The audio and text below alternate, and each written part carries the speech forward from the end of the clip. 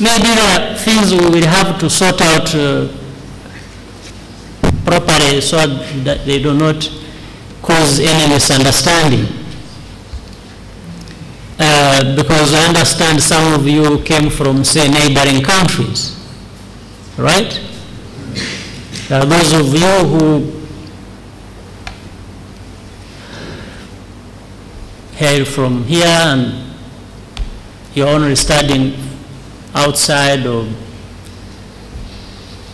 then you come back and so on and so forth. But there are others who live in other places, even with their families, or even, have their property there, and so on and so forth. This, in a way, sometimes it sounds complex, but I think it is also simple. And we need not complicate it beyond anything we can imagine.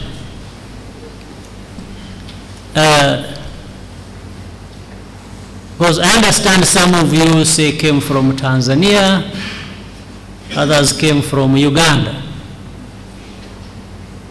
or Burundi, or DRC.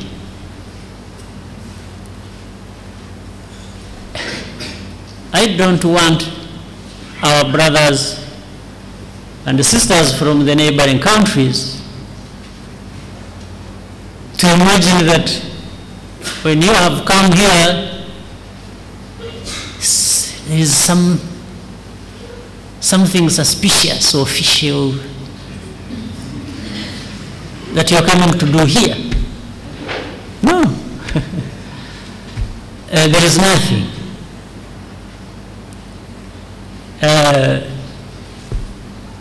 In any case, all this is voluntary. That's how it started. In fact, having such a Ingando was on the basis of demand. There was demand. There are people who live outside, who live all over the places, who are telling us, no, we are Rwandans, we have been detached from our country, we want to come back and, reconnect. And we said, oh, we can do it for you, because actually we have such programs even for people who don't live outside, who only live here. You're aware of that?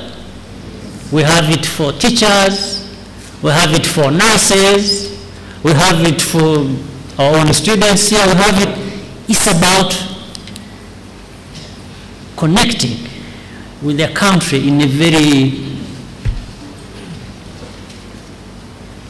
firm way and structural way, if you will, to enable them understand better what they need to do, what are the expectations, and and so on and so forth. What are the opportunity? Many things about ourselves. So, and when it comes from outside, or people who live outside, for us we are open. We've opened our doors.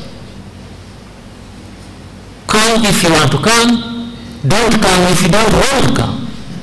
It's as simple as that.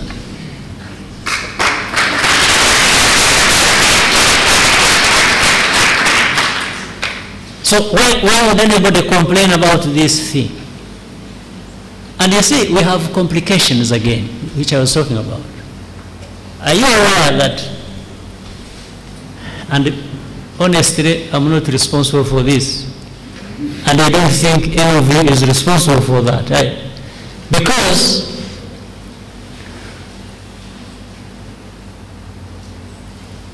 let me, just as an example, you find a family,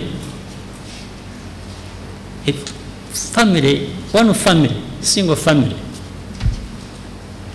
say of 6 or 8 members. Half the number live in one of the neighboring countries. The other half lives here. And then we find those who live here have joined the army, they have become ministers, they have become anything an ordinary citizen can be.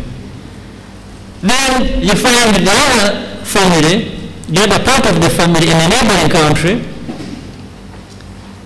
those members there have, same thing has happened to them.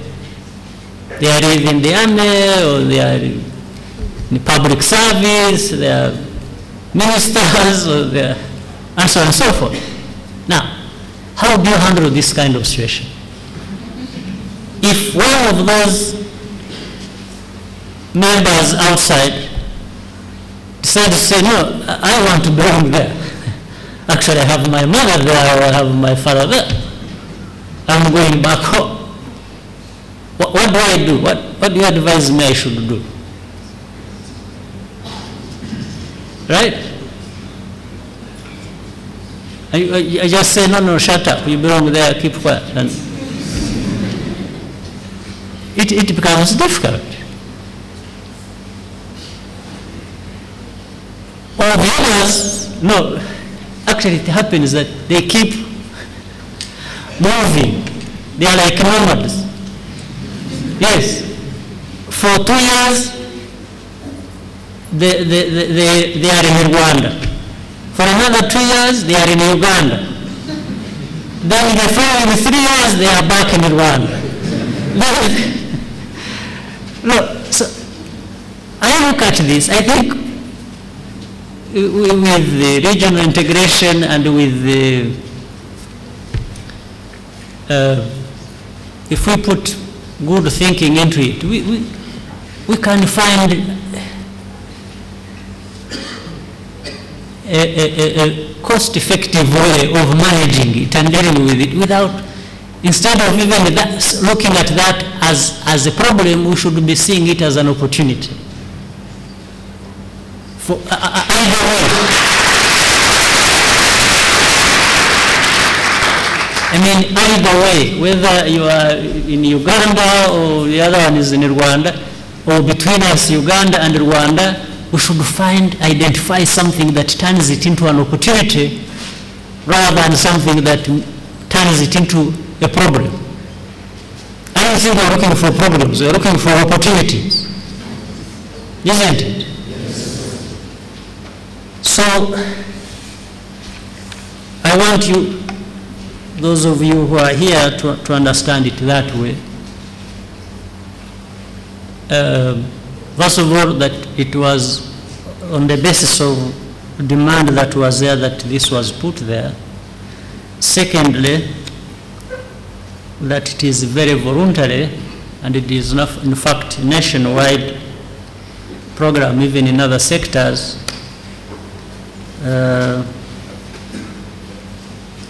Thirdly, for me, it's an opportunity, it's not a problem.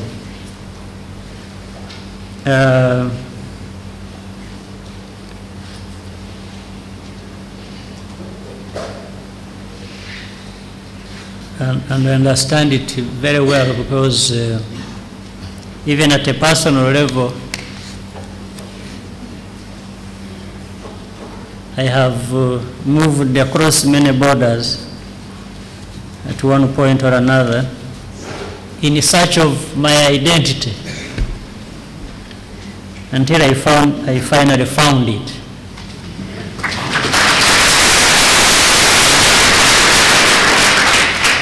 And after finding it, I can't lose it again.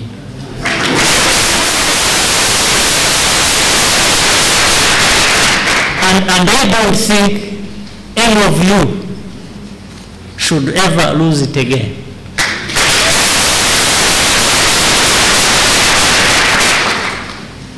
But it doesn't come as a gift given by somebody else. No, it's something you have got to fight for.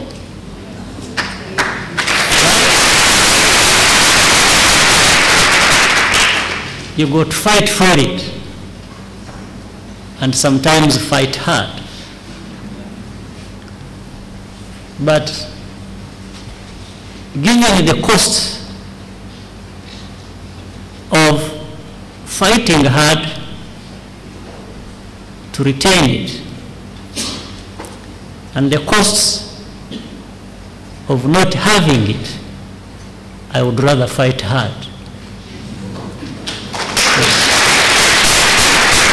Because the costs of not having it are huge. They are incredibly high.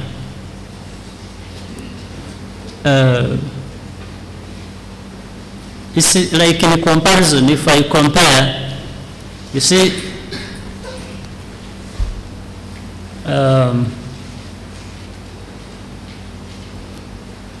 it's like somebody who said that if you think education is very expensive, you try ignorance. You know, so it's the same thing. So I would rather try education than try ignorance, because ignorance certainly is more expensive. In the same way, working very hard for our country and for our development is very expensive.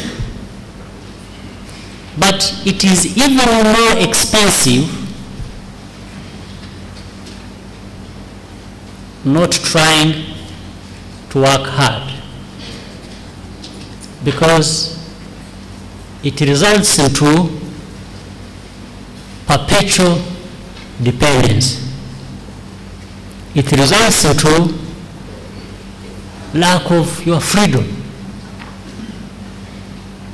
lack of satisfaction, lack of being who you should be in your own right. You become a beggar all the time. You're always scolded by anybody passing by. You know, do you get what I'm telling you?